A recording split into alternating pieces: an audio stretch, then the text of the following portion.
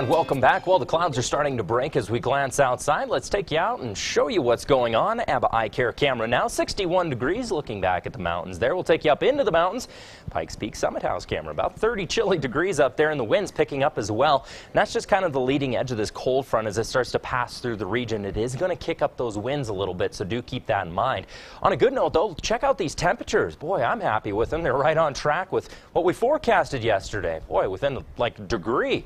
I know the weatherman got it right for once in his life. Go figure. Looking at the 70s out into eastern Colorado, 60s into the foothills, and a few 40s and 50s into the mountains. But overall, we're looking at just a gorgeous day out there. Check out that HD Doppler. That cloud cover that has been over top of the region today is going to continue moving out. We're looking at a nice clearing over the mountains. However, we will see some more clouds try to stroll through the area once the cold front moves through. So to kind of paint the big picture for you, we've got a big patch of cooler air that's going to start dropping through the state. Take that mild air and move it right out of the region. Here's how it's going to play out for us. So again, that North Pacific cold front carrying some chilly air with it. Not really going to do much in the way of precipitation, more or less just drop those temperatures. As the afternoon and evening progresses here on this Friday, that cold front's going to land right about over top of the Springs. 10 p.m. tonight is when we're expecting. That cold air is going to continue to settle across the region. Notice not a lot of shower activity. A few spotty showers, maybe a flurry into the high terrain, but relatively dry out of this system. As we move throughout Saturday, that cool air is going to continue to track off to the east, and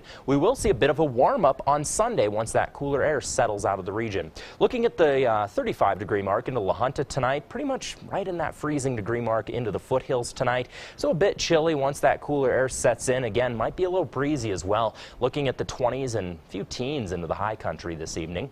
As for tomorrow, not a bad one. Warming up to the 70s into eastern Colorado. About 5 to 10 degrees below what we saw today or what we're expecting to see today. So a little bit chillier, but not crazy. Looking at the mid-60s into the foothills and 50s and 60s into the mountains. So check out the 7-day. Yeah, a bit of a roller coaster ride. Hang on, all right? Warming back up to 70 degrees on Sunday.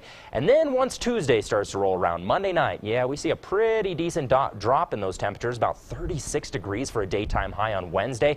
That's the second cold front that's going to pass through the region and really drop those temperatures. Overnight lows down into the teens into Pueblo.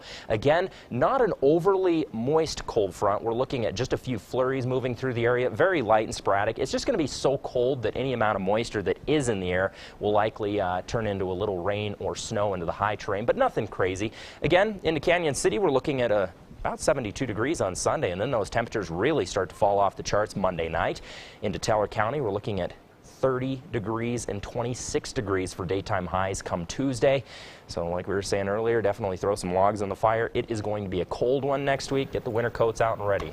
Getting chilly. All right. And the gloves and the scarves and all of that, I know, right? but ski season. Let's look on the bright side. That's just right around the corner. I'm excited for that. So Me too. He's a glass half full kind of guy. Exactly. I always got to look on the positive side after a weather forecast like that, right? Thanks, Jason. Yep.